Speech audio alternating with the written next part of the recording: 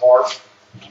In my chapter, I want to welcome you to the first, I hope it's not the last, Veterans Forum. This particular one is for primary races. And so for the U.S. Senator and U.S. Congressman 2nd District. We plan on having another forum like this for all candidates, write-ins, Democrats, Libertarians, Democrats, and Republicans in October, just prior to the general election. So hopefully it'll be interesting to see how that goes. The Military Order of the Purple Heart is hosting this event. This is a nonpartisan forum, and in accordance with public law, the Constitution and bylaws of the Military Order of the Purple Heart, hosting this event is not an endorsement of any kind for any political candidate or any political party. This is for informational purposes only. I'd like to recognize the following people and organizations because without their support and help, we would not have this event. It wouldn't be possible. First of all, I'd like to thank UALR for allowing us to have this event here and letting us use this outstanding facility and providing the technical support to make it happen. I'd like to personally thank Chancellor Dr. Joel Anderson, the Executive Vice Chancellor and Provost, Dr. Zuma Toro, the Director of Student Success, Kathy Oliverio, who's been out here somewhere running something, the technical side, there she is. And she's a veteran, and she's been outstanding, so I really appreciate her. Mr. Jacob Lane and President of the UALR Student Veterans Association. Several volunteers are here are ushering. You'll see them with the name tags on. Our veterans that are students here, and they're helping, and we really appreciate that. I'd like to thank the Arkansas Veterans Coalition, the VFW, the DAV, American Legion, and Arkansas Department of Veteran Affairs for helping us get the word out about this event. I want to thank the Pine Bluff High School Airport Junior ROTC for making the trip, posting the colors, and participating. Thank you very much, Colonel. If I've left somebody out, I apologize. I didn't mean to. I'd like to thank all of the candidates that are participating. I'd like to especially thank Senator Bozeman, Mr. Coleman, Congressman Hill, and I don't see Rock Orley in here. Maybe he's going to show up later. He shows up, as well as him, for taking the time to participate and helping engage directly with the veterans. I want to thank the national and state leadership of the Military Order of the Purple Heart who sanctioned our ability to do this. They approved it. And so without their help, we wouldn't be able to do this. And I'll also, there are some candidates here that are not in primary races. They're writing candidates or Democrats, or they're in a non-contested race. But I do want to recognize them. There are campaign staff outside in the lobby that I would hope that you would avail yourself of meeting the campaign people there, getting them with the literatures, asking questions, and engaging them, because they're here to do just that. So I want to make sure that that's clear. And so I want to recognize Matthew Westcott. Matthew, would you stand up, please? He's a writing candidate for 2nd Congressional District, U.S. 2nd Congressional District. Thank you for coming. Where you were out of? Where? Benton, Arkansas. Benton, Arkansas. Yes, sir. Okay. Do we have any other candidates here that are not write-in? Yes, sir. Come in. How are you? I'm doing well. Connor Eldridge. Connor Eldridge, Yes, Democrat. As a Democrat. I don't think y'all are, I understand it's just contested primary. That's correct. That you're aligned to, and I'm running for the U.S. Senate. And he's here, and his staff is out there. I hope you take the chance to meet him and his campaign staff. It is, and in October we're going to have this same event. Right. It's going to be interesting. So Thank y'all for having me. thank you for coming. So we want to recognize you. Is there any other candidates in here I have not recognized? Anybody? Okay. With that, I want to cover one other thing before I introduce the moderator, and that is There are 3 objectives. Why are we doing this? It's not. Yes, sir. I'm sorry, I was waving at your moderator. Okay. You once before, so I was waving. But anyhow, there are 3 objectives. I want to be very clear what they are. First, the primary objective is to provide an opportunity for candidates to address the issues and concerns expressed by veterans of Arkansas through their questions that were submitted that will enable those individuals and family members to make an informed decision on who will best represent them in Washington, D.C. and on their issues and things that they're concerned with.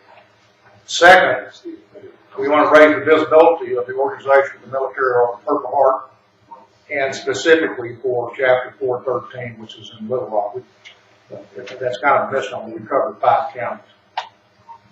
Third is to make the Military Order of Purple Heart known to every Purple Heart veteran and every person that is a spouse, child, or grandchild of a Purple Heart veteran, because those are the ones that can join this organization. And those that receive Purple Heart can be full members. Those that are relatives of the Purple Heart recipient can be associate members, but we're welcoming both. So we're hoping that get this word out. If you know somebody that's received a Purple Heart, or somebody that is married to, or a child, or grandchild, somebody that's got a Purple Heart, please avail yourself to go to our webpage, moth431.org, and for Military Order of Purple Heart, Chapter 431.org, and figure out what we're doing as an organization and how to contact us. And again, one more time, before I introduce the moderator, this is a nonpartisan event. We're hosting it. Military Order of Purple Heart's hosting it. We are not endorsing in any way a party or a political candidate. This is for informational purposes only.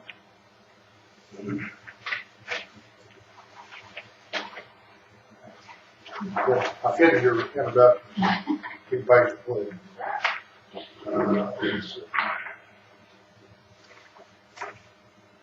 I took a lot of time to write it, so I guess I'm not.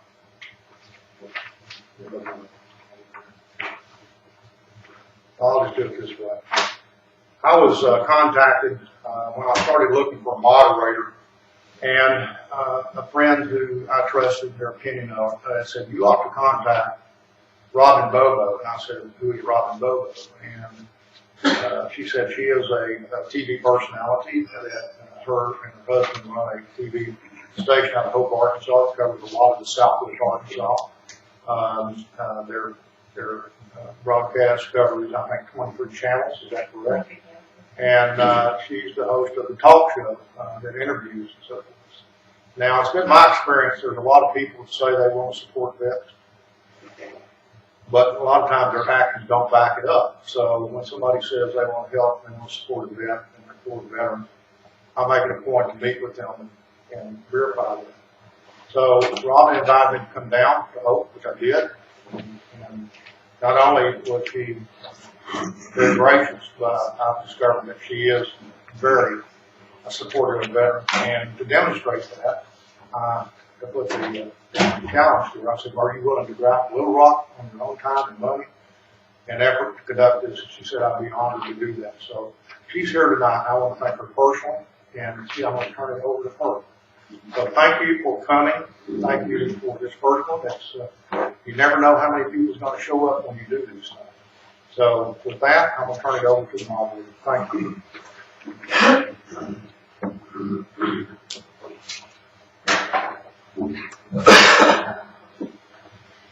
Well, thank you, Mark. Thank you, everyone, for having me here. I'm also, besides just being on the TV, I'm also a first grade teacher, been working in the public education system in Arkansas for over 25 years. And I teach first grade, and when I mentioned something about coming up here, and I was a little nervous, and they said, "Oh, you teach first grade, politicians, first grade." It's all about the same people. So bear with me if I seem a little nervous here at first, but I'm looking forward to getting to meet everyone and to visit with everyone tonight. I'll go ahead and just start with the opening comments. Our format: this event is not a debate. It is a forum focused on issues that veterans consider important to them and their families. For the past few weeks, the Little Rock chapter of the MOPH 431 has been promoting this forum throughout the state, seeking questions from veterans, military, reservists, and National Guard members, and their families that are important to them. These are the questions that will be posed to the candidates tonight.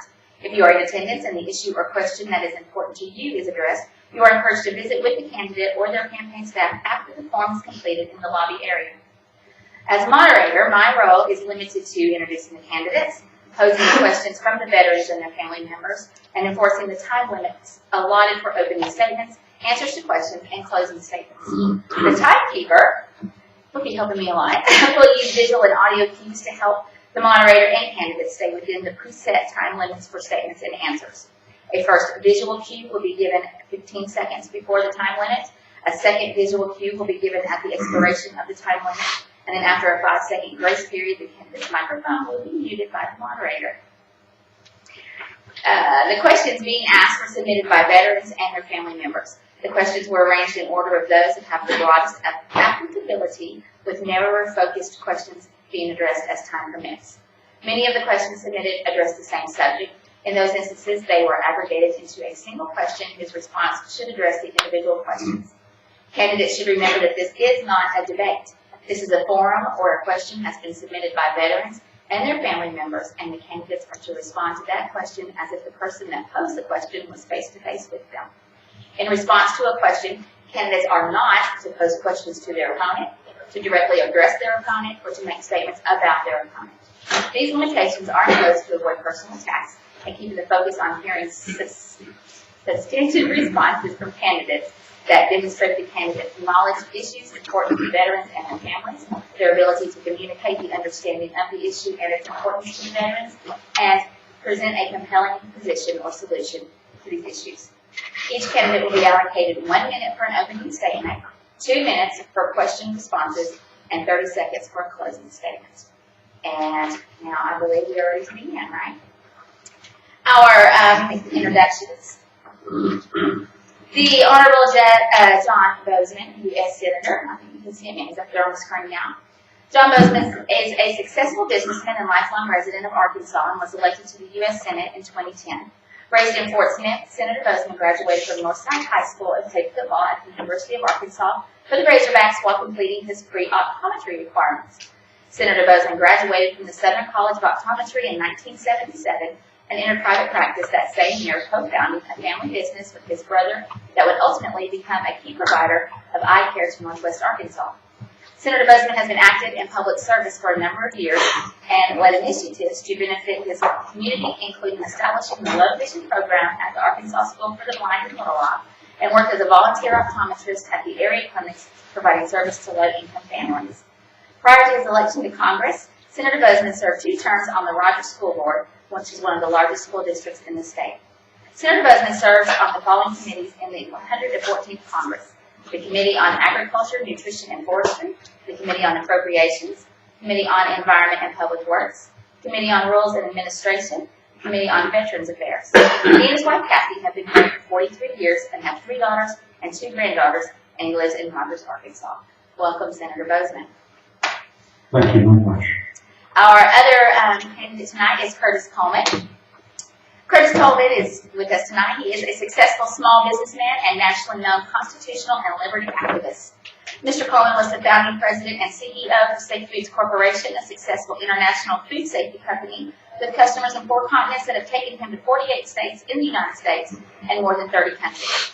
As a result of his success with Safe Foods, he was named by the Arkansas Business as the Arkansas Entrepreneur of the Year in 2005 and has been a guest lecturer on team building and servant leadership for the University of Arkansas's Sam M. Long School of Business Center for Management and Executive Development.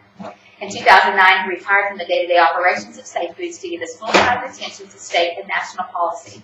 This led to Mr. Coleman founding educational nonprofit, the Institute for Constitution Policy, that is headquartered in North Little Rock, where he serves as the chairman. In addition, Mr. Coleman is the founder and CEO of R1 TV LLC, an internet-based television station. Mr. Coleman is a graduate of Central Baptist College in Conway, Arkansas, and Southern Arkansas University in Magnolia, Arkansas, and has studied in the Master of Divinity program at the Southwest Baptist Theological Seminary in Fort Worth, Texas. He is married to Catherine Rosenbaum Coleman and has 3 children and 8 grandchildren, and he and his wife are active members of Little Rock First Baptist Church. Mr. Coleman is a member of the American Legion Post 1's Sons of Legionnaires. We all right. That's all my talking. All right, and I guess we should begin with opening statements. That's right. So we will defer to Senator Bozeman with his opening statement, which is 1 minute. Thank you. Thank you, Robin, for volunteering and being here tonight, using your time. And also a special shout out to the Military Order of the Purple Heart. This organization does a tremendous job in advocating for veterans at this federal, local level. This Purple Heart recipients using their notoriety, helping veterans throughout, not only locally, but throughout the country. In fact, one of the great victories that we had in Congress was securing the Purple Heart for 2 soldiers injured by radical Islamists in the blow-up area. The President of the DOD refused to acknowledge that as an act of terrorism, which we all knew was. The Arkansas delegation banded together as to be able to change the law and make it such that those families, the people that were injured, the families were able to be awarded the Purple Heart and righting this wrong. The Military Order of the Purple Heart had a great deal in doing with that, and so again, we appreciate it. Thank you, Senator Bozeman. And opening statement from Mr. Coleman. Thank you, Robin, and Commander Diggs, and thank you so much for the invitation to the Military Order of the Purple Heart 431. Thank you. I'm honored to be here, and it is an honor to speak anytime I stand before men and women who've served our country, and I appreciate it immensely. And to ULR, and thank you so much to these other candidates, including Mr. Eldridge. Thank you. It's good to see you as well. I have been a passionate advocate of taking care of the men and women who signed a blank check with their lives. My father served in the Army Air Corps in World War II and stationed in England, and told stories that he was never able to tell anybody about what he saw, what he experienced there.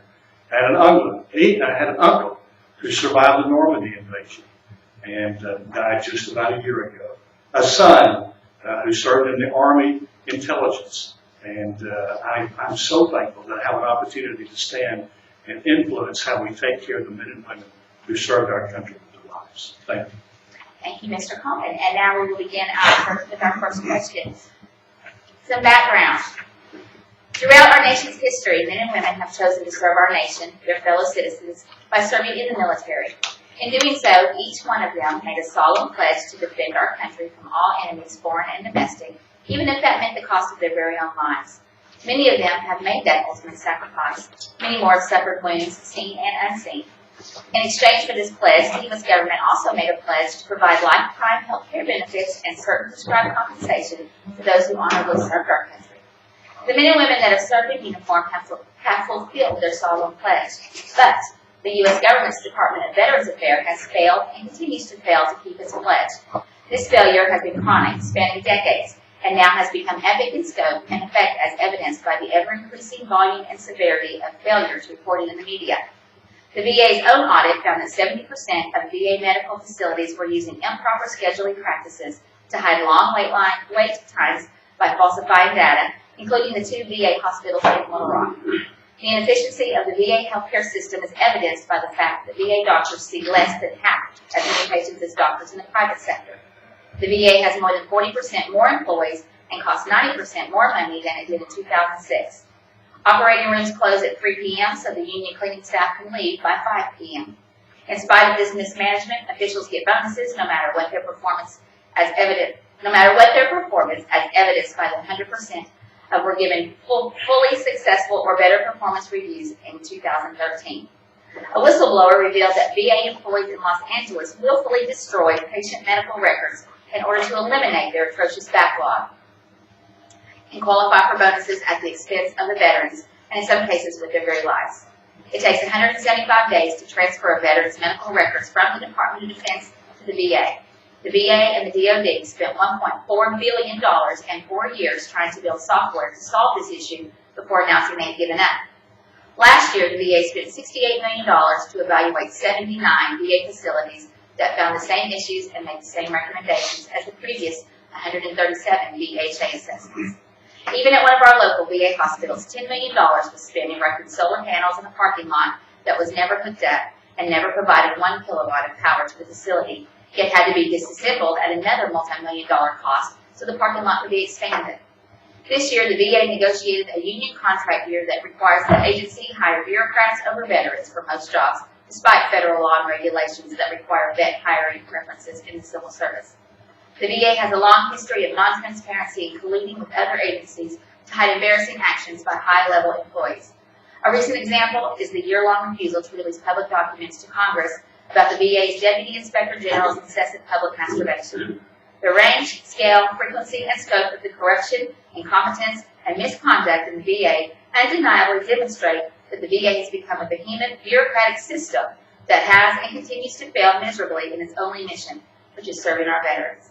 Successive Congresses and administrations have tried to fix the VA with appointing new people, new slogans, new speeches, or more money.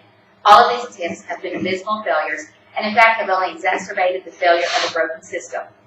So my question is, there are two parts. Senator Bozeman first. What specific legislation have you sponsored or actions have you taken during your tenure as a senator and a member of the Senate Veterans Affairs Committee to address the dysfunctional VA healthcare system? And, if reelected, what do you plan to do during your second term to address the critical healthcare needs of the veterans?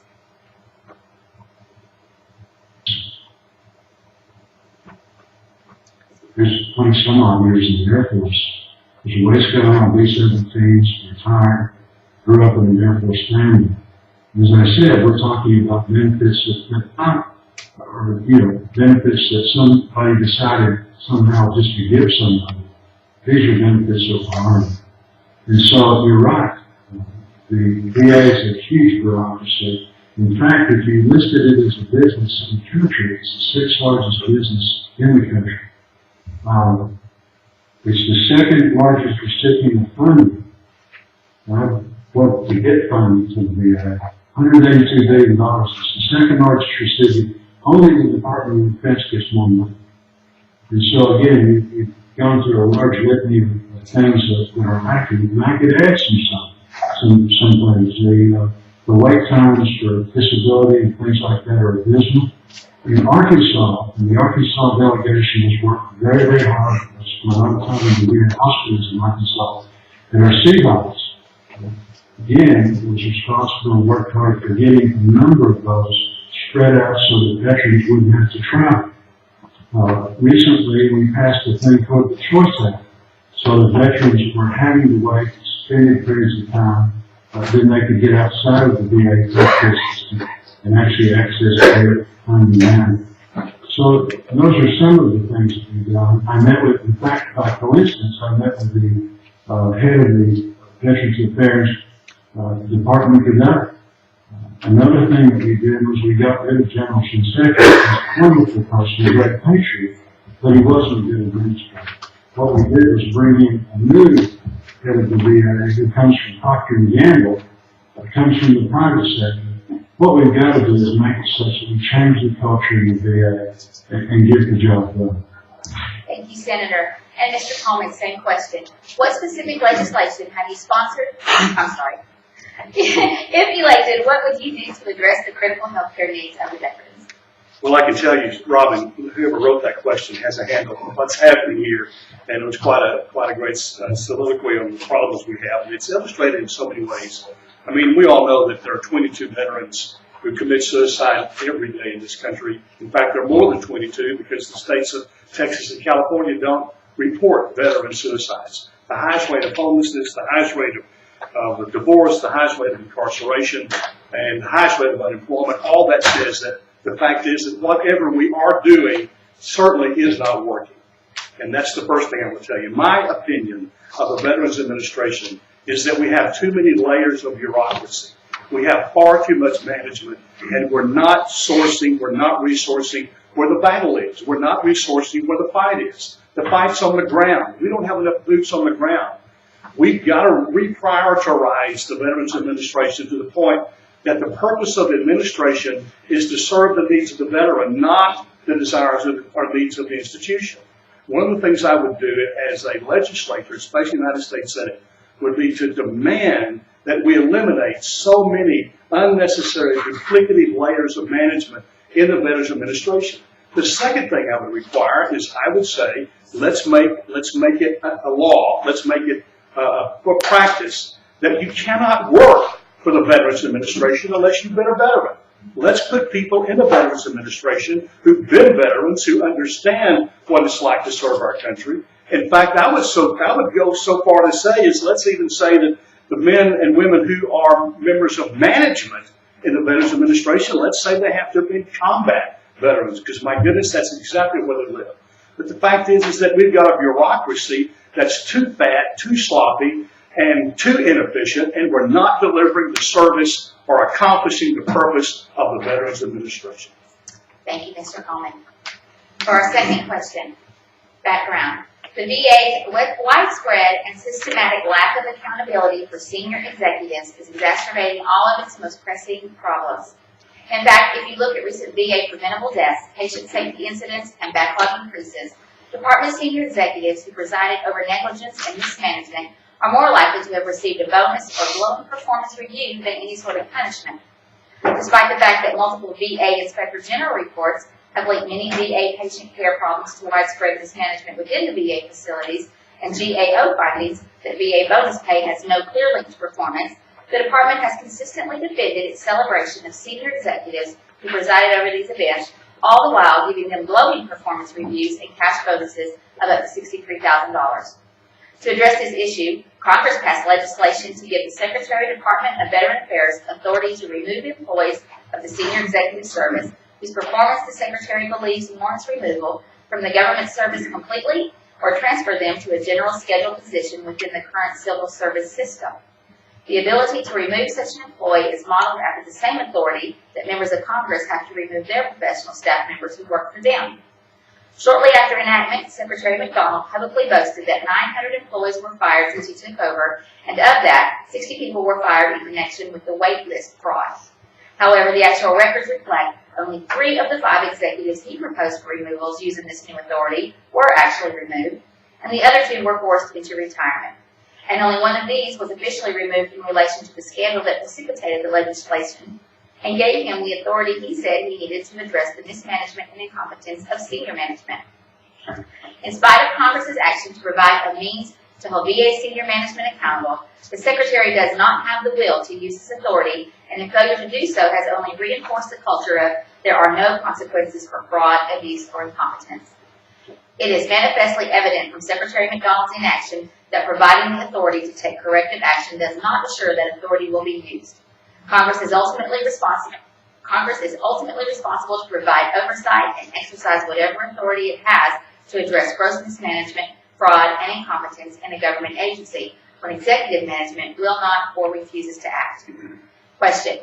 Mr. Coleman, if elected, what steps would you propose to take to address the failure of future secretaries of the VA to hold his senior management directly accountable for gross mismanagement, fraud, or incompetence? Well, let me say, first of all, the issue actually expands and extends far beyond the Veterans Administration. We have a systemic, endemic problem with federal employees, period. We have something called the Merit Service Board that makes it almost impossible, established, by the way, under the tenure of President Jimmy Carter, that makes it almost impossible to dismiss and fire a federal employee. I mean, the appeal process can take years and years and years and years. We've got an endemic, systemic problem that we've got to address there. Secondly, I have to tell you that we've got to understand that we've got far too many levels of management, and we don't have a purpose for the Veterans Administration that was what was intended.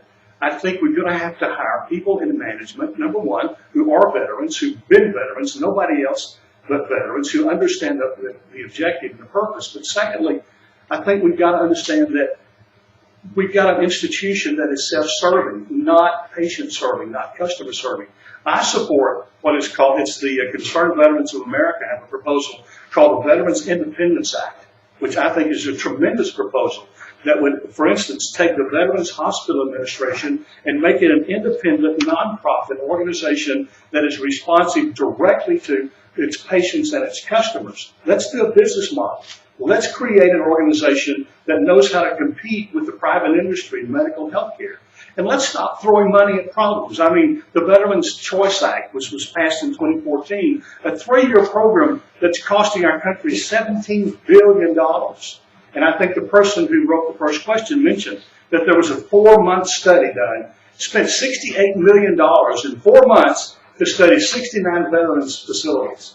How about get that contract the next time that comes up? You know what they found out? They discovered, their report was, that nothing had changed since the Veterans Administration Choice Act. We got to stop throwing money at problems that just make them bigger problems and better finance problems. Thank you, Mr. Coleman. Senator Bozeman, if reelected, what steps would you propose to take to address the failure of Secretary Big Dog to hold his senior management directly accountable for the gross mismanagement, fraud, or incompetence? Thank you, Robin. And this is a huge problem, and we did pass legislation with the intent of giving him the authority to act and be able to do this. Sadly, the National Merit Systems Protection Board distorted that. So what we're trying to do now is come back with additional legislation to make sure that the Secretary has the authority and will fire people that need to be fired. Can you imagine running the 6th largest business in the country and nobody can get fired? It makes no sense at all. So what we're attempting to do now is put these people into the what we call this Title 38. What that would do would put the senior execs in a different category, so that then they would, Secretary, Merit Protection Board would have no authority over them at all, and then we would be able to hold the senior leadership accountable. These are the kind of things that we've got to do. It is a tremendous bureaucracy. The other thing that I would say too, though, is that we have a lot of men and women working at the VA in Little Rock. We've got a lot of men and women working at the VA in Fayetteville that do a tremendous job. And I think if we surveyed a lot of the veterans sitting that got their care from those two facilities, they would say that they get very, very good care. That's not true throughout the country. Again, the Arkansas delegation, not only this delegation, but for a long period of time, for years, really has worked hard to ensure that the veterans in Arkansas are getting the care that they deserve. And certainly if anyone has any problem with the care that they're getting, they need to contact me directly and I'll be glad to do it. Thank you, Senator.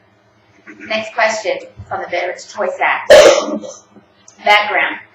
The scandal of VA hospitals cooking their books came to public light last year when the media revealed hospitals, including Little Rock's, were hiding their horrendous scheduling delays for veterans desperately needing critical treatment, while at the same time receiving bonuses for their superior performance. Congress quickly enacted the Veterans Choice Act and allocated $10 billion funding for 3 years to provide 8.6 million veterans a Veterans Choice Card to enable them to obtain health care from private doctors, clinics, and hospitals when there were long delays for VA health care treatment or travel distances to a VA facility could be a burden. Because this act was the result of a knee-jerk reaction by Congress under political pressure to come up with an immediate solution, the program was implemented without guidance, direction, staffing, and coordination, resulting in total confusion among the veterans organizations, and VA staff. Because no one knew exactly how the rules for using this card applied, private healthcare providers were initially hesitant to accept the card, resulting in very few veterans using their card. This lack of use due to confusion was seen as an opportunity by President Obama and the VA to divert dollars from this program to other areas of the agency. As a result, a mere 3 months after this program was launched, $1 billion was transferred to underwrite the completion of a single hospital in Denver that was years over schedule and projected to ultimately cost $1.73 billion, more than 5 times over the original budget. Eventually, some private healthcare providers began accepting the Veterans Choice Card. However, most of these providers no longer accept new veteran patients and refuse to continue to treat those they did initially accept because the VA has failed to reimburse them millions of dollars for the care they have already provided. The Veterans Choice Card program was only funded for 3 years. Half that time is gone, and the program is still not working as it was conceived.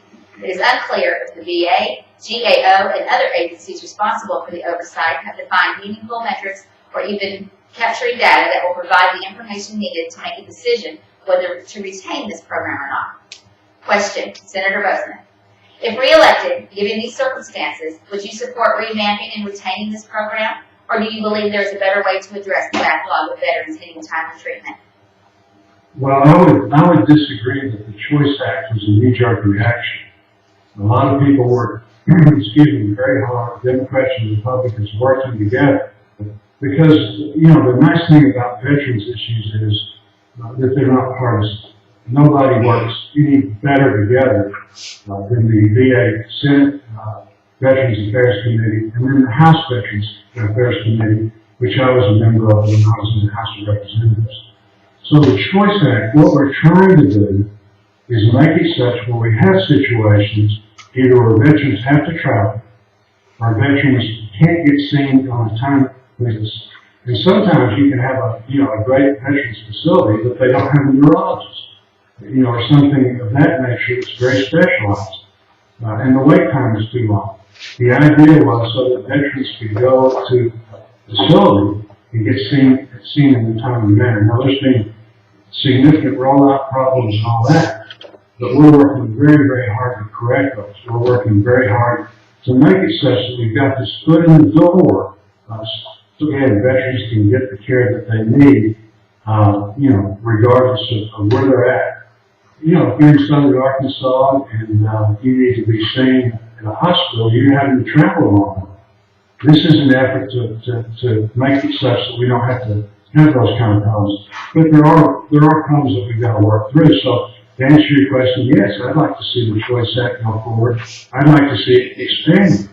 On the other hand, I want a Choice Act. I want it to work properly. And that's why I'm a member of the Veterans Affairs Committee and spend many, many hours a week working on these particular issues. Thank you, Senator. Mr. Coleman, if elected, given these circumstances, would you support revamping and retaining this program, or do you believe there is a better way to address the backlog of veterans needing timely treatment? Well, I do believe there's a much better way. I don't think the Veterans Choice Act, although I like the basic concept and understand how it's conceived, I don't think it's been effective or efficient. In fact, the study ordered by the Congress itself, the one that's already been mentioned, the 4-month study that studied 79 facilities and cost $68 million, which was well into the program when the study was done. The result was that there had been no improvement, no significant change in how veterans were receiving care. And now we've got this problem where veterans who are trying to exercise that choice and go to private health care facilities, if they can't get care at a veterans hospital within the medical required time or because distance is a problem, now they're trying to go to the private health care providers, and those private health care providers are now refusing to see them for one simple reason. Those health care providers are not being reimbursed by the VA. They're not being reimbursed by the Veterans Administration. And so now they're not getting care there. The fact is that government has a propensity to throw money at a problem and make it a bigger, better finance problem. There's a better solution. It's called the Veterans Independence Act. One of the things it does is it lets veterans take the money that would be dedicated to their health care and buy their own private insurance. And then they take that private insurance policy and they can get care at a Veterans Administration hospital or they can get care at a private hospital, and it really is genuinely their choice. It's a much better plan. But we're going to have to take these layers of bureaucracy that we're talking about and clean them out and eliminate as many of them as is practically possible and staff them with men and women who fought the battles and understand what veterans are experiencing. Thank you, Mr. Coleman. Question on the VA claims backlog. Background: the VA continues to report that they are doing better in addressing the backlog of claims. Unfortunately, it is difficult, if not impossible, to ascertain if this is the case, as the manner in which the handling and reporting claims is misleading. They report they are processing claims faster, but fail to report how many of these claims are being denied and appealed. The VA regional office in North Little Rock has thousands of appeals that they are not working on or reporting. To further hide the real state of the backlog of claims, they removed these appeal claims from the online e-benefits system so veterans are not able to track their appealed claim. This leads many veterans to believe that their appeal has been deleted. Estimated average time for an appeal to be considered is 3 years.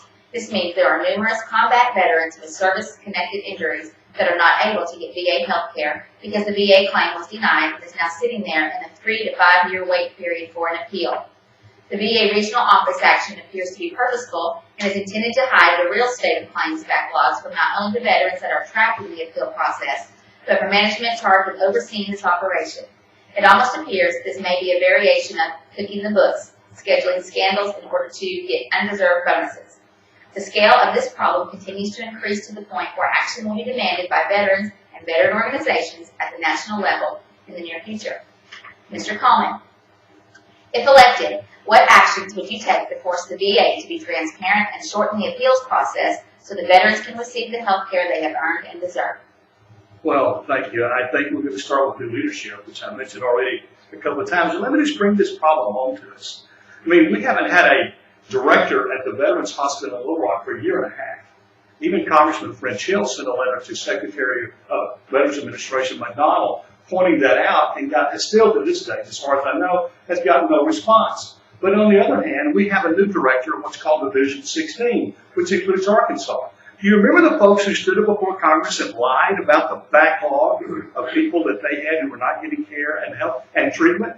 Guess who is the new division director for Division 16? One of those people who lied about the fact that we had hundreds of thousands of veterans who were backlogged on their care. We have a fundamental leadership problem. The fact that Congress will continue to tolerate the lack of transparency for the Veterans Administration, and particularly the Veterans Health Care Administration, where even the Congressional Budget Office reports that the Veterans Health Care Administration will not reveal statistics about the cost for patient care, about how long it takes them to see a patient, about how many patients one of the doctors sees in a day. They won't compare costs with private health care facilities. I mean, the fact that Congress will tolerate the refusal of any federal bureaucracy to be transparent in how much their overhead is and how much their cost is and what their performance is, and the fact that we even commission agencies and give them billions of dollars of funding and require no report on whether or not they actually accomplished the objective. No business on the planet could survive that. And we've got to replace the leadership of the Veterans Administration. We've got to clean house at the top and then eliminate as much to the top as we can. Thank you. And Senator Bozeman, what actions have you taken during your tenure to require transparency in reporting and handling of veteran claims and shortening the appeals process? And what actions do you intend to take to resolve this issue if you are reelected? Well, there's certainly no excuse at all for falsifying records, trying to make things better than they actually are, make it appear better. And again, that's why we've given the Secretary the authority to fire people, the senior leadership. Unfortunately, that's being thwarted, and so we're going to come back and give those people a different category so that they can't be removed. What we've tried to do and what we're going to continue to do is make sure we have enough manpower to do the task. One of the things that has happened is our Vietnam veterans, we've made it where more and more illnesses as a result of Agent Orange, things like that, are now eligible. Disability claims, medical care, things like that. That's a good thing. But it's created more work in the system, and we've got to make sure that we've got the providers that we can take care of people. Healthcare providers in general, when you look in America, or in the VA system, it's difficult right now. We've got to do a better job as a nation providing the healthcare providers that we need for all of us. The other thing is the transition assistance program. As you separate out of the military, this was part of my subcommittee under my jurisdiction when I was in the House. I was chairman. So we worked really hard to improve that so that when veterans left the military, we would not, or if they were examined, that we knew the potential conditions that they were going to have in the future. And now, as a result of that, we're identifying veterans that actually have disability, need help, at a much earlier time, and getting them in line, getting them in the queue, so that they'll be eligible for the benefits that they need. But it certainly needs to be done on a timely basis. Thank you, Senator. And for our last question, this is on multi-generational effects of toxin exposure. A child of a veteran states, "My father served in Vietnam as a USMC forward observer. During that time, he came in contact with Agent Orange. He experienced serious health issues throughout his life until his death at age 69. Both my sister and I were born after his exposure to Agent Orange and have had serious health issues attributed as residual effects pasted onto us both due to his exposure. There have been some reports and studies that conclude there are similar issues like the Gulf War syndrome for veterans that served in Iraq and Afghanistan that have been exposed to highly toxic material. There are some studies that indicate residual effects of this exposure can be genetically passed on to their children, resulting in birth defects and chronic health issues that will affect their quality of life throughout their lifespan. Senator Bozeman, if you are reelected, what steps will you take to require the VA to address the multi-generational residual effects of a veteran being exposed to toxins? This is such an important question, and sadly, we have many veterans that were affected by Agent Orange in Vietnam, and not only in Vietnam, but now we're locked in, as you mentioned, different fronts and different wars. So, as a result, not only have they experienced huge problems, but also their offspring. I have a very dear friend that is in this situation. What we're doing here, Moran, senator from Kansas, good friend, I was on the Veterans Affairs Committee with him in the House. He came over to the Senate at the same time. We sit side by side in the Senate. He's in the process of introducing a bill that will require a toxicological research area set up to take and look at these cases, and again, to see what the similarities are, put the research in place to study the chemicals of this, so that we will know the after effects of what's going on. So we need a tremendous amount of research in this area. We need to know how it's going to affect people in the future who have been exposed, and then also what to look for now as we take care of these people. Thank you, Senator.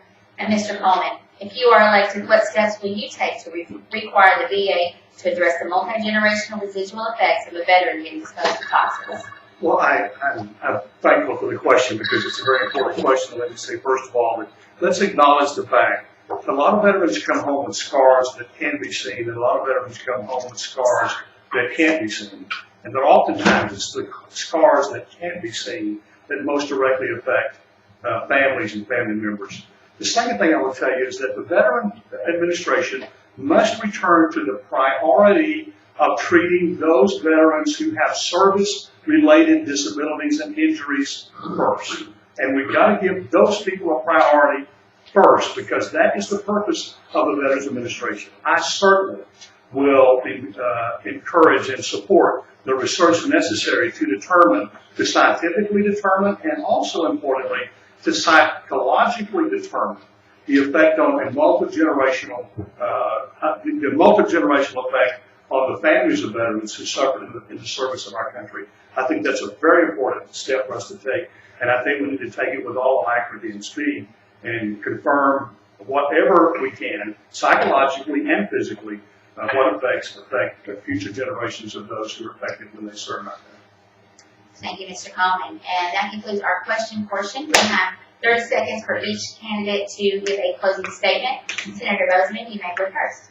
Well, thank you very much. Again, I want to thank the Military Order of the Purple for putting this on today. And thank you, Robin, for being here. It's been a tremendous honor representing veterans.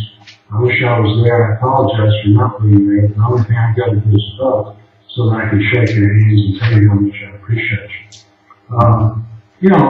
The bottom line is, it's not only have I sponsored legislation and done things serving on the Veterans Affairs Committee, but since I've been personally had 7,000 cases, if you or your friends are having problems in the Veterans Affairs situations that we talked about, be sure to go to our office and know. Like I said, that's how you solve problems, is actually rolling up your sleeves and getting to work. Appreciate your vote. Thank you very much. Thank you. And Mr. Coleman, your 30 seconds for your closing statement. Thank you, Robin. One of my favorite quotes about this statement is actually George Washington. I wrote it down to make sure I get it right. I'm going to read it. He said, "The willingness with which our young people are likely to serve in our war, or any war, no matter how justified, shall be directly proportional to how they perceive veterans of earlier wars were treated and appreciated by our nation." And I think he got it exactly right. The defense of our nation is our federal government's #1 and sacred responsibility. Caring for those who signed a blank check with their lives, therefore, is by inheritance the #1 responsibility of our nation, and we must discharge that with faithfulness. Thank you, Mr. Coleman. Thank both gentlemen for participating tonight. We will take Welcome back. We are now going to be visiting with the Congressman for Arkansas 2nd Congressional District and his opponent, the Honorable Branch Hill. I'll introduce him first. He is up here on your screen, as you see. Branch Hill is the 22nd member of Congress to represent Central Arkansas in the U.S. House of Representatives. A 9th-generation Arkansan, he was elected on November 4th, 2014, began his first congressional term on January 3rd, 2015, and was officially sworn in on January 6, 2015. He serves on the U.S. House Committee on Financial Services. Prior to his congressional service, Mr. Hill was actively engaged in the House business community for 2 decades as a commercial banker and investment manager. He was founder, chairman, and chief executive officer of Delta Trust and Banking Corporation, which is headquartered in Little Rock and recently merged with Arkansas-based Simmons First National Corp. Prior to his community banking work in Arkansas, Mr. Hill served as a senior official in the administration of President George H.W. Bush. From 1989 until 1991, Mr. Hill served as Deputy Assistant Secretary of the Treasury for Corporate Finance, where one of his key assignments was representing the United States as a negotiator in the historical bilateral talks with Japan, known as the Structural Impediments Initiative, or SII. After the fall of the Berlin Wall, Mr. Hill led the design of U.S. technical assistance to the emerging economies of Eastern and Central Europe in the areas of banking and securities. In 1991, at the age of 34, President Bush anointed Mr. Hill to be Executive Secretary to the President's Economic Policy Council, where he coordinated all White House economic policy. For his leadership and service at the Treasury and the White House, Mr. Hill was awarded the Distinguished Service Award by the U.S. Secretary of the Treasury, Nicholas Brady, in January of 1993. Prior to his executive branch service from 1982 until 1984, Mr. Hill served on the staff of then U.S. Senator John Tower, a Republican from Texas, as well as on the staff of the U.S. Senate Committee on Banking, Housing, and Urban Affairs. Throughout his career, Mr. Hill has been active in civic affairs. He is past president of the Rotary Club of Little Rock and served as the 2013 chairman on the Little Rock Regional Chamber of Commerce. In 1998, he was awarded the Silver Beaver Award by the Boy Scouts of America for his commitment to youth. And in 1999, for his work in historic preservation, he was named Museum Trustee of the Year by Arkansas Museums Association. Additionally, he received the Hanlon Award by the City of Little Rock for Outstanding Business Leader for the Arts and Humanities in 2002, and the Arkansas Heritage Award from Governor Mike Beebe at the Annual Governor's Conference on Tourism in 2007. In 2013, he was named the Top Manager of the Year by the Sales and Marketing Executive International, and in 2010, he was selected by AY Magazine as its most powerful man in business in Arkansas. He has been a contributor to CNBC, CNN, Fox, and NPR on political and economic policy matters. Mr. Hill is a magna cum laude graduate in economics from Vanderbilt University. He is married to the former Martha McKenzie of Dallas, Texas, and they have a daughter, Sarah Elizabeth McKenzie Hill, and a son, William Payne Hill. The Hill family resides in Little Rock. Woo! His opponent is Mr. Brock Allred. Brock Allred was raised in Searcy, Arkansas, and has lived there most of his life. Mr. Allred holds a Bachelor of Arts in History from Harding University and a Master of Science in Education also from Harding University. Mr. Allred also has a Master of Arts degree in Applied Linguistics from Columbia University. Mr. Allred taught English at Harding University for 2 years and currently works at Trees for Today World Mission School as the Associate Manager of their online school, throughthescriptures.com. Welcome, gentlemen. You now will each have 30 seconds, 1 minute for your opening statement. And we will hear from Congressman Hill first. Well, thanks very much, and thanks the Military Order of the Purple Heart for putting together this forum. I'm really sorry that I can't be there in person, but we have votes tomorrow, and then I get to come home tomorrow afternoon. So I want to say I'm sorry that I'm with you. And Mark Diggs, for your work at the Military Order of the Purple Heart. I'm proud of the work you're doing and your colleagues to go around and bring attention to all the men and women who've been awarded this medal and call attention to their service, their sacrifice for our country, at our county forum courts and our city halls around the state. So thanks for that. Well, I've been in Congress for a year, and working in Congress is a frustrating endeavor. There's no doubt about that, particularly when you've got 30 years in business. You're used to doing work and making your own decisions. But I've focused on economic growth, homeland and national security and representing the people of the state. And so I'm proud to be with you tonight and look forward to your questions. Thanks. Thank you, Congressman. And now, Mr. Ulrich. Yes, I'm glad to be here also, and thank you for this opportunity to speak and address these issues. I have been researching some of the issues that veterans face, and it looks to me that a lot of the issues that veterans are facing are some of the same issues that all Americans are facing. Financial trouble, trouble with finding employment and having wages that are high enough to support their families, and we need to look at all the ways we can serve the veterans for their willingness to go and sacrifice or be willing to sacrifice, and also think about everything we need to do to evaluate any kind of deployment of troops to see if it's really absolutely necessary for the security of our country. Thank you, Mr. Ulrich.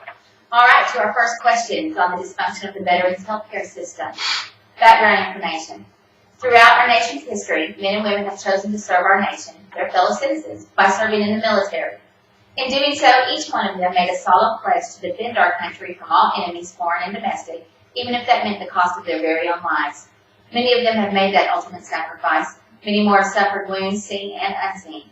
In exchange for this pledge, the U.S. government also made a pledge to provide lifetime health care benefits and certain prescribed compensation to those who honorably served our country. The men and women that have served in uniform have fulfilled their solemn pledge, but the United States government's Department of Veterans Affairs has failed and continues to fail to keep its pledge. This failure has been chronic, spanning decades, and has now become epic in scope and effect, as evidenced by the ever-increasing volume and severity of failures reported in the media. The VA's own audit found that 70% of VA medical facilities were using improper scheduling practices to hide long wait times by falsifying data, including 2 of the VA hospitals in Little Rock. The inefficiency of the VA healthcare system is evidenced by the fact that VA doctors see less than half as many patients as doctors in the private sector. The VA has more than 40% more employees and costs 90% more money than it did in 2006. Operating rooms close at 3 p.m., so the union cleaning staff can leave by 5 o'clock. In spite of this mismanagement, officials get bonuses no matter what their performance, as evidenced by 100% that were given fully successful or better performance reviews in 2013. A whistleblower revealed that VA employees in Los Angeles willfully destroyed patient medical records in order to eliminate the atrocious backlogs and qualify for bonuses at the expense of the veterans, and in some cases with their very lives. It takes 175 days to transfer a veteran's medical records from the Department of Defense to the VA. The VA and the DoD spent $1.4 billion in 4 years trying to build software to solve this issue before announcing they had given up.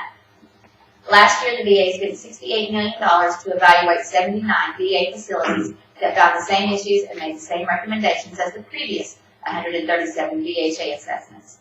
Even at one of our local VA hospitals, $10 million was spent erecting solar panels in a parking lot that was never hooked up and never provided 1 kilowatt of power to the facility, yet had to be disassembled at another multi-million-dollar cost so the parking lot could be expanded. This year, the VA negotiated a union contract year that requires the agency hire bureaucrats over veterans for most jobs, despite federal laws and regulations that require veteran hiring preference in the civil service. The VA has a long history of non-transparency, including with other agencies, to hide embarrassing actions by high-level employees. A recent example is the year-long refusal to release public documents to Congress about the VA's Deputy Inspector General's incessant public masturbation. The range, scale, frequency, and scope of the corruption, incompetence, and misconduct in the VA undeniably demonstrate that the VA has become a behemoth bureaucratic system that has and continues to fail miserably in its only mission, serving our veterans. Successive Congresses and administrations have tried to fix the VA with appointing new people, new slogans, new speeches, or more money. All these attempts have been abysmal failures, and in fact have only exacerbated the failures of a broken system. Question. 2 parts to this question. Congressman Hill, what specific legislation have you sponsored or actions have you taken during your tenure to address the dysfunctional VA healthcare system? And, if re-elected, what do you plan to do during the second term to address the critical healthcare needs of our veterans? Well, thanks for the question, and I think whoever wrote that summarized the crisis at the VA quite quickly and quite clearly, and it's I didn't hear a point that I disagreed with. In fact, the solar panel crisis at the VA in Little Rock was uncovered by a reporter at a local TV station. I immediately investigated it, and we've now got a GAO investigation, not only of the solar panel problems at Little Rock, but across the whole country system-wide. We did that through requesting a special audit. Because the issue there was mismanagement of resources. And that's the VA's biggest problem, is mismanagement of resources, both construction resources and health resources and disability claims processing. So in each of those three areas, I've co-sponsored bills, the 4 bills that have come to the House floor, that number one, the Corps of Engineers involved in construction planning for the VA. The VA controls its own construction, created cost overruns all over the country and bad hitting. For example, in Denver, a $330 million hospital in Denver, Colorado for the VA was $1 billion over budget. And so on the construction side, I supported efforts to get the Corps of Engineers to be involved in overseeing their bidding process for construction. I have supported the changes in the executive ranks of the VA, giving them the right to fire people who are bad actors throughout the system in management across the country, no matter what the cause of the process. I've also co-sponsored a bill that's passed that would claw back any bonuses for someone who was a bad actor in the VA. So accountability and construction management and benefit processing improvements are what we need to do, and I'm for all those and working hard on it. Thank you, Congressman. And Mr. Arley, if elected, what would you do to address the critical health care needs of veterans? Well, I think government accountability is obviously very important. And, so the people who have messed up, need to be fired. They need to be held accountable, such as that goes. Also, I like the idea of letting, and the government is moving in this direction, of letting veterans take their needs anywhere they want to, public or private. Keep the VA running and have it as an option for people, but also have the private system as an option. And really, we're dealing with a shortage of healthcare people, health doctors and nurses and so forth in our economy as a whole. And we need to bring down the cost of healthcare. That will help everyone. But to do that, we have to take on the pharmaceutical companies and healthcare companies that exercise so much control and contribute so much money to the members of Congress and keep everything under their control. We have to get to a point where we have healthcare that's reasonable, that looks like it does in other countries for a similar cost. And so when we can do that, that will open up a lot of things. And some of that is getting more doctors and nurses and other healthcare providers to treat people's conditions. Thank you. Our next question is on the dysfunction of the veterans' healthcare system. Background. Throughout our nation's history, men and women have chosen to serve our nation. Did I read that one? I just read that one. My apologies. That's the one I just read? Yeah. Okay. I put it wrong. Yeah. I apologize. All right. One mistake for me. All right. Our Veterans Choice Act is next. Sorry. Background. The scandal of the VA hospitals cooking their books came to public light last year when the media revealed that hospitals, including Little Rock's, were hiding the horrendous scheduling delays for veterans desperately needing critical treatment, while at the same time receiving bonuses for their superior performance. Congress quickly enacted the Veterans Choice Act and allocated $10 billion funding for 3 years to provide 8.6 million veterans a Veterans Choice Card to enable them to obtain health care from private doctors, clinics, and hospitals when there were long delays for VA healthcare treatment or the travel distances to a VA facility would be a burden. Because this act was the result of a knee-jerk reaction by Congress under political pressure to come up with an immediate solution, the program was implemented without guidance, direction, staffing, and coordination, resulting in total confusion among the veterans organizations, and VA staff. Because no one knew exactly how the rules for using the card applied, private healthcare providers were initially hesitant to accept the card, resulting in very few veterans using their card. This lack of use due to confusion was seen as an opportunity by President Obama and the VA to divert dollars from this program to other areas of the agency. As a result, a mere 3 months after this program was launched, $1 billion was transferred to underwrite the completion of a single hospital in Denver that was years over schedule and projected to ultimately cost $1.73 billion, more than 5 times over the original budget. Eventually, some private healthcare providers began accepting the Veterans Choice Card. However, most of these providers no longer accepted the new veteran patients and refused to continue to treat those they did initially accept because the VA had failed to reimburse them millions of dollars for the care they had already provided. The Veteran Choice Card program was only funded for 3 years. Half that time is gone, and the program is still not working as it was conceived.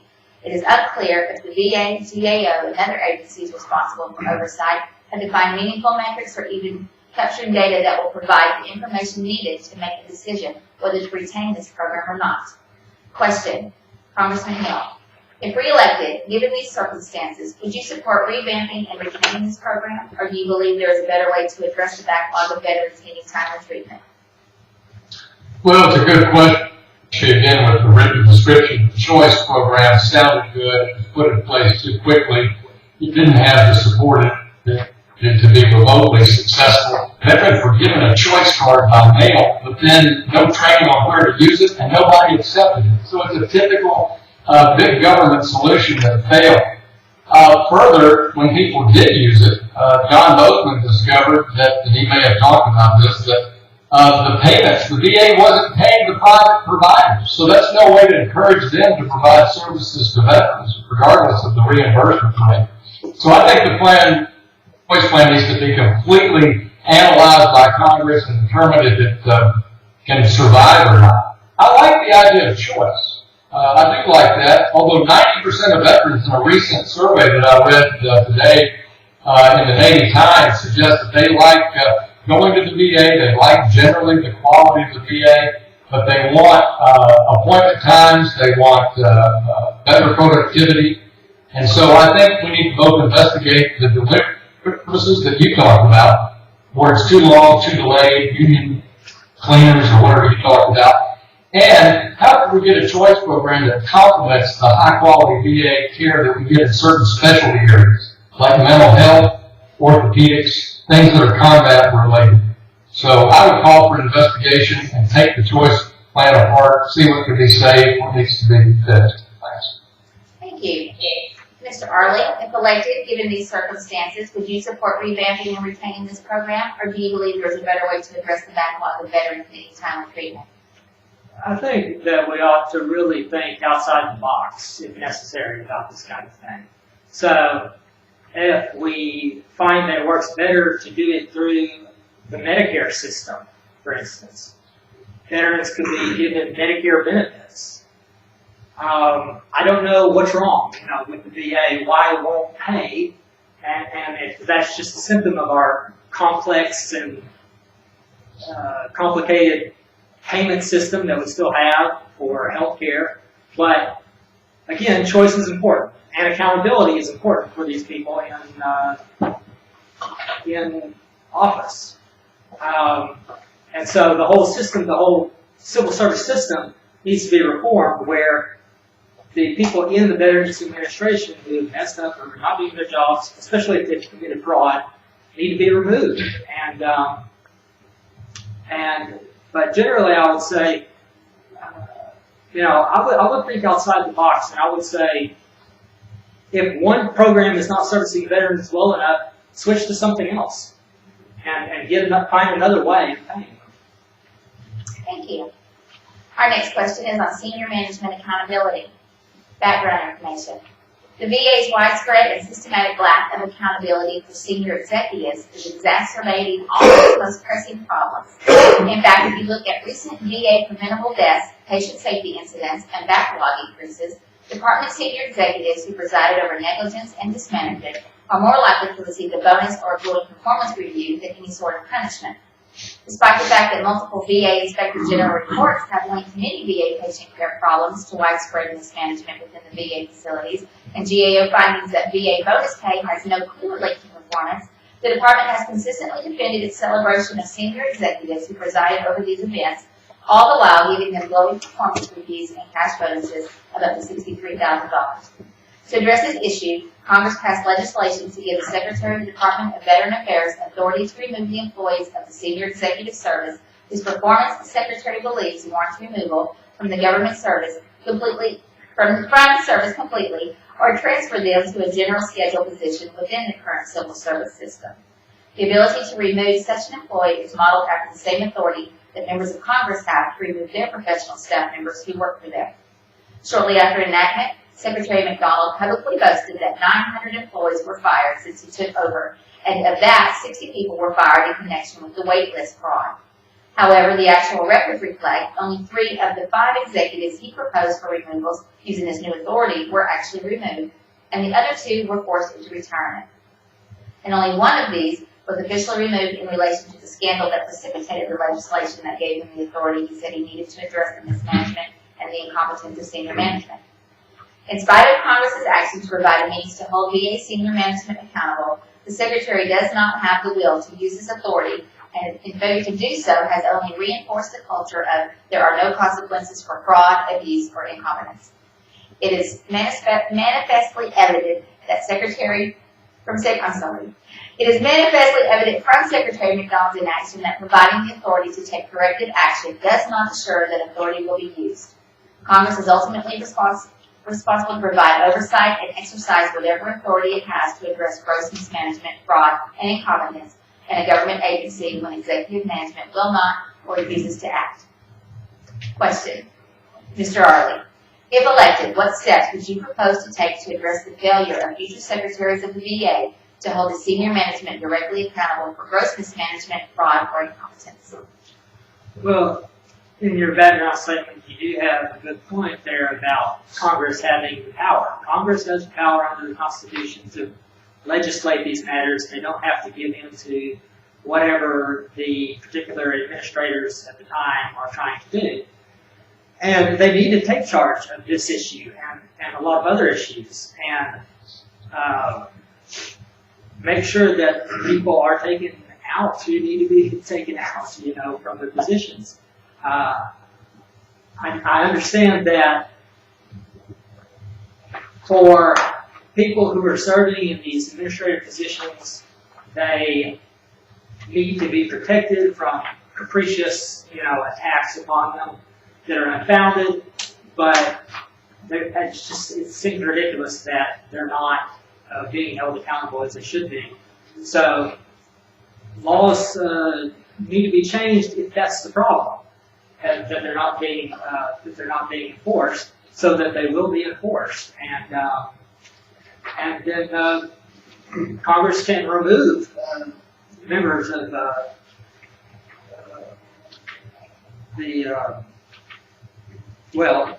Congress has the power of impeachment for certain offices to remove people who are not doing their jobs.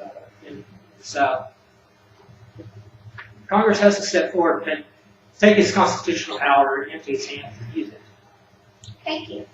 Congressman Hill, if re-elected, what steps would you propose to take to address the failure of Secretary McDonald to hold his senior management directly accountable for the gross mismanagement, fraud, or incompetence? Well, as I said, Congress has to give the Secretary the power to fire all senior management, call back all bonuses, and he has attempted to do that, but it's been rebuffed because of the level of unionization and how difficult it is in the bureaucracy to fire people even when they are given notice of termination. I think he testified in Congress this week, or his associates, saying they were sick of it and they were trying to come up with a new way to tackle this so they're not blocked by the Merit Systems Protection Board union that's causing McDonald so much problems. McDonald is the only Obama cabinet appointee that has any business background. He ran Procter & Gamble. I think he knows how to fire people, but he's up against the beast government bureaucracy. So I think that those people should be called before the Congress, the ones that are not acting appropriately, and be encouraged to to fire as many people as it needs to get the response through the bureaucracy. You know, it's a huge bureaucracy. In terms of holding him accountable, I mean, I called for the impeachment of the IRS commissioner. A lot of us think he should go. And Jeff Miller, who's the chairman of the House Veterans Affairs Committee, who I've spent many hours with talking about solar panels and other problems here in Little Rock, I know that his patience is very short with Bob McConnell here in the months of the Obama administration. So I think Congress is conducting itself, doing investigations, passing laws, and holding Bob McDonnell accountable for his management or lack thereof. Thank you. Next question deals with the VA's claims backlog. The VA continues to report that they are doing better in addressing the backlog of claims. Unfortunately, it is difficult, if not impossible, to ascertain if this is the case, as the manner in which they are handling and reporting the claims is misleading. They report that they are processing claims faster, but fail to report how many of these claims are being denied and appealed. The VA regional office in North Little Rock has thousands of appeals they are not working on or reporting. To further hide the real state of the backlog of claims, they remove these appeal claims from the online e-benefit systems so veterans are not able to track their appealed claim. This leads many veterans to believe that their appeal has been deleted. Estimated average time for an appeal to be considered is 3 years. This means there are numerous combat veterans with service-connected injuries that are not able to get VA health care because the VA claim was denied and is now sitting there in the 3 to 5 year wait period for an appeal. The VA regional office action appears to be purposeful and is intended to hide the real state of the claims backlog from not only the veterans that are trapped in the appeal process, but management charged with overseeing this operation. It almost appears this may be a variation of cooking the books scheduling scandal in order to get undeserved bonuses. The scale of this problem continues to increase to the point where action will be demanded by veterans and veteran organizations at the national level in the near future. Mr. Arley, if elected, what actions would you take to force the VA to be transparent and shorten the appeals process so that veterans can receive the health care they have earned and deserve? Well, of course, you have to have accountability, transparency. You have to audit everything that the Department of Defense and the Veterans Administration is doing, and look at everything that's going on. And in situations like this, as I was saying before, people have to be removed, and Congress has to exercise its power of impeachment if necessary.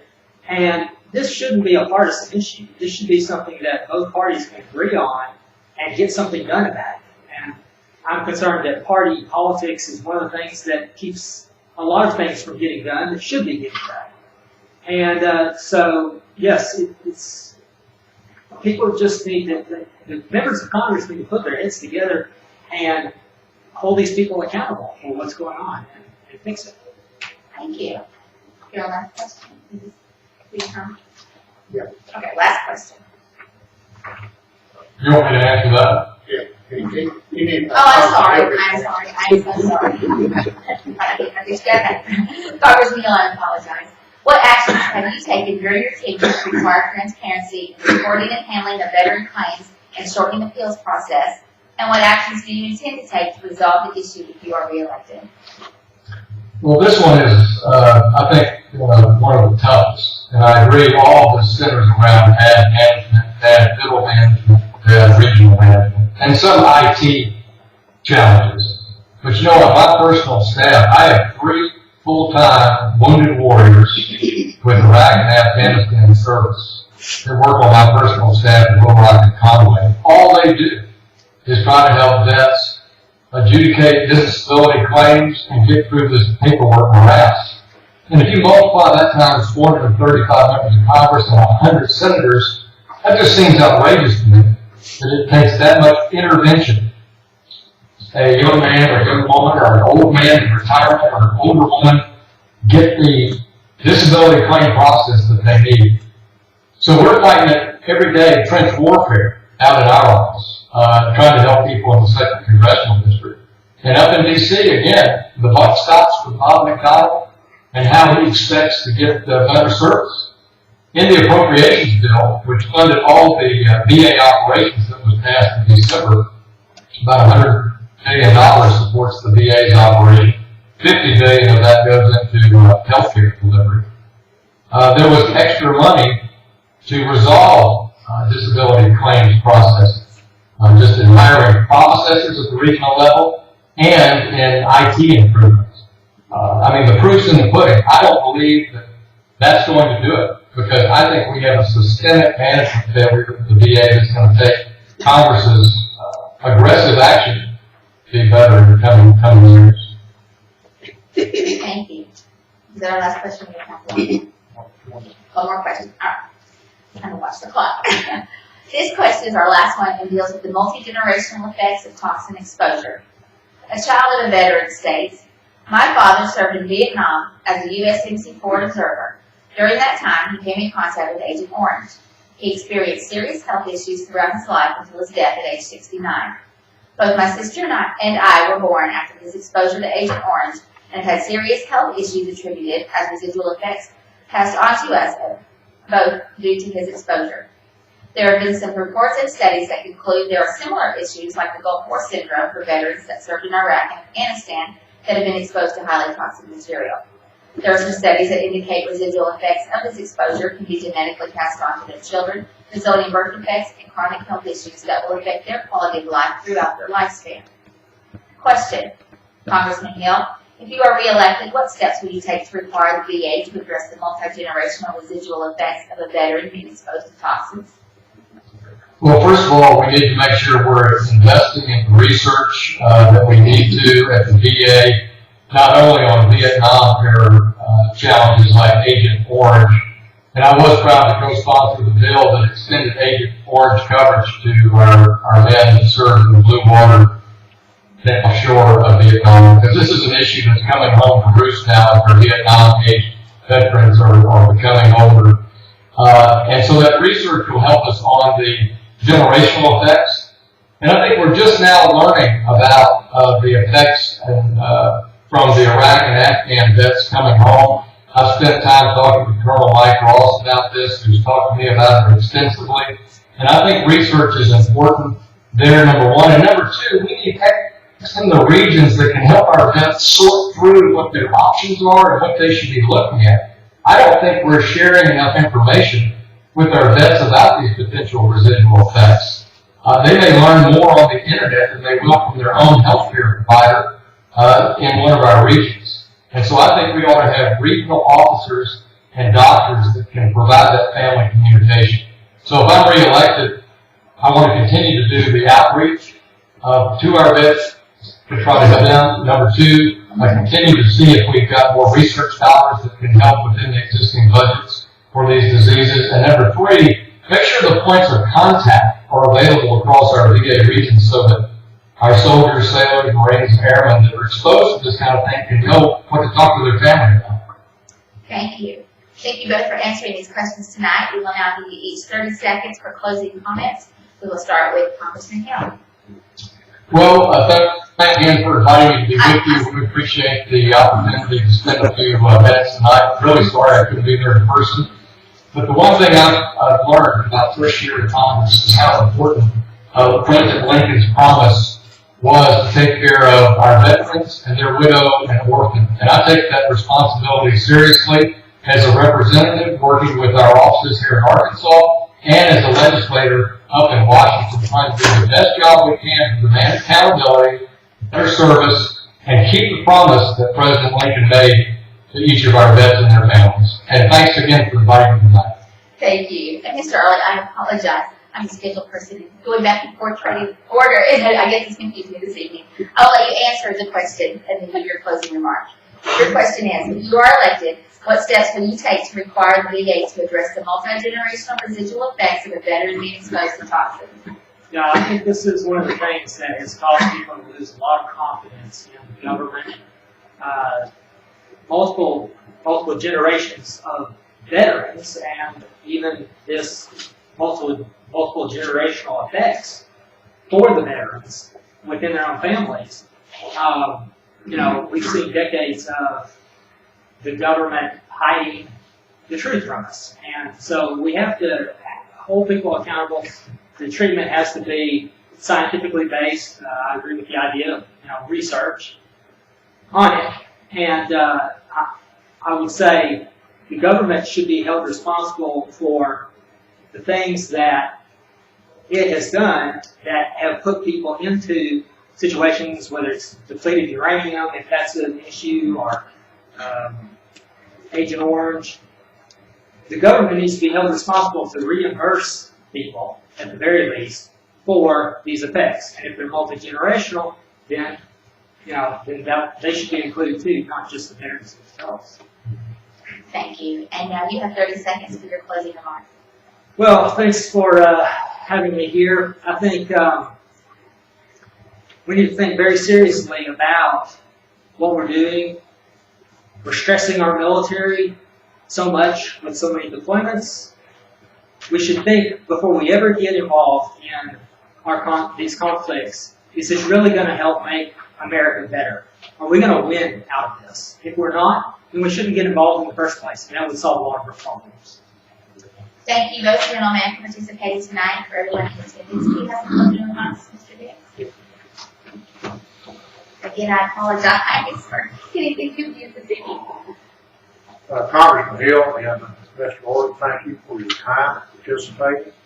I thank everyone here for coming out, participating, and having an interest. I hope this has been an educational process for you, that you will actively get engaged in the political process. The knowledge you have, talk with these candidates, talk with their staff, and do the things that you need to do to ensure that veterans and their issues are addressed. Because if we do not engage, then nothing will change. And frankly, veterans have done, as a group, overall, not a good job in effectively engaging with the political individuals in the political process. And until we do, we're not going to see the changes we have. And quite frankly, the Arkansas delegation historically has done a pretty good job because we're a small group that can access it. And I appreciate them. I appreciate the candidates coming in, and I look forward to having this a larger and general election forum. And we hope that we'll be able to do that again, and you'll come back and you will be able to participate, be put on the spot like these gentlemen. Thank you for coming, and have a good night. Yeah, thanks.